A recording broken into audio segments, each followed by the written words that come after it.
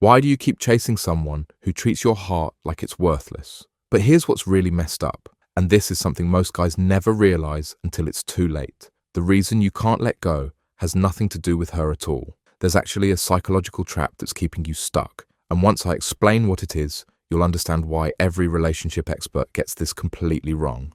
But first, let me tell you about the text message that changed everything for me. 3 years ago, I was exactly where you are right now, completely obsessed with a woman who barely acknowledged my existence.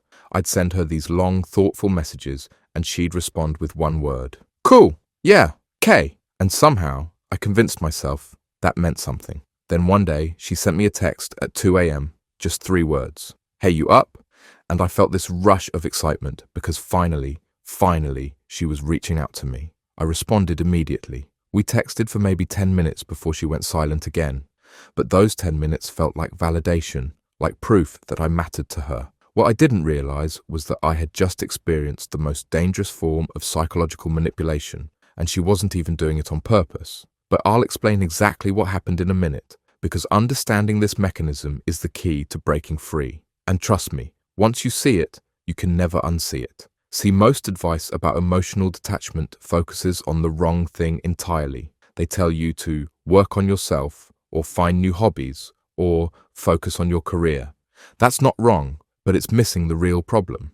The real problem is that your brain has been hijacked by something psychologists call intermittent reinforcement, and it's literally the same mechanism that makes gambling addictive. But here's where it gets really twisted, and this is the part that no one talks about. Every time she gives you just a tiny bit of attention, your brain doesn't just release dopamine. It also releases something called norepinephrine, which is basically adrenaline for your emotions. So you're not just getting a reward, you're getting a rush. And that rush becomes associated with her specifically. This creates what I call the slot machine effect. Just like a gambler who keeps pulling the lever hoping for the next jackpot, you keep investing emotional energy, hoping for the next moment of connection. The unpredictability makes it more addictive, not less. Your brain starts to crave those random moments when she actually seems to care. But there's something even more sinister happening beneath the surface. And this is where most guys get completely trapped. You're not actually attached to her. You're attached to the version of yourself that you think you'll become if she finally chooses you.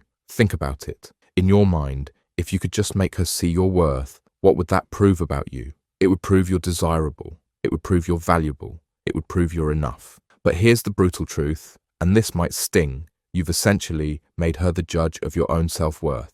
You've given someone who doesn't even value you the power to determine whether you're worthy of love. Now, I promised I'd tell you about that 2 a.m. text message and why it changed everything. Here's what I realized in that moment. She wasn't texting me because she missed me or because she suddenly realized my value. She was texting me because she was bored, maybe a little lonely, and she knew I'd be available. I was her emotional vending machine. Insert a little attention, get unlimited validation in return. That's when I understood the real problem. I wasn't trying to win her over. I was trying to win over the part of myself that felt unworthy. And as long as I kept doing that, I'd be trapped in this cycle forever. Because even if she did choose me, it wouldn't actually fix the underlying issue. I'd still be someone who needed external validation to feel valuable. But knowing this isn't enough to break free. Your logical brain can understand the problem, but your emotional brain is still running the old program. That's why willpower alone doesn't work. You need to rewire the actual neural pathways that have been reinforced over months or maybe even years. The solution isn't to try harder to forget her. It's not to distract yourself with other things. And it's definitely not to play games or try to make her jealous.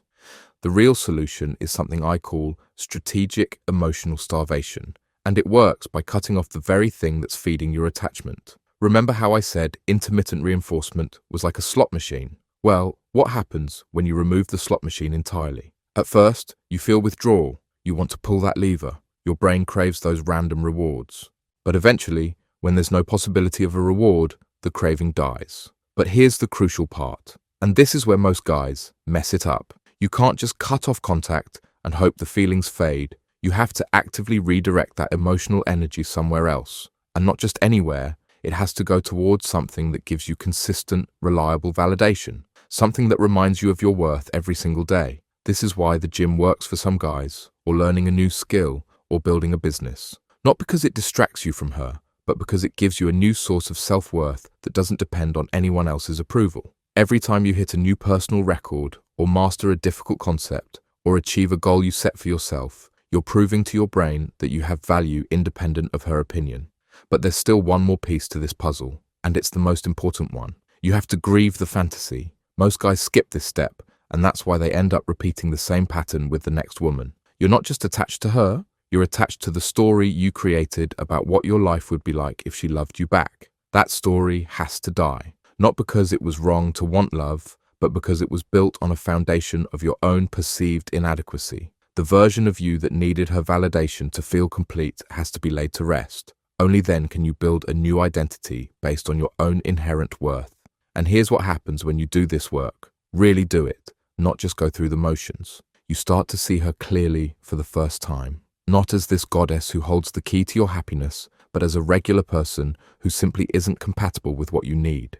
Someone who, frankly, probably did you a favor by showing you exactly who she is before you wasted any more time. The woman who doesn't value you isn't your enemy. She's your teacher. She's showing you where your self-worth is broken so you can fix it. She's revealing the parts of yourself that need healing so you can become the man who naturally attracts the right woman.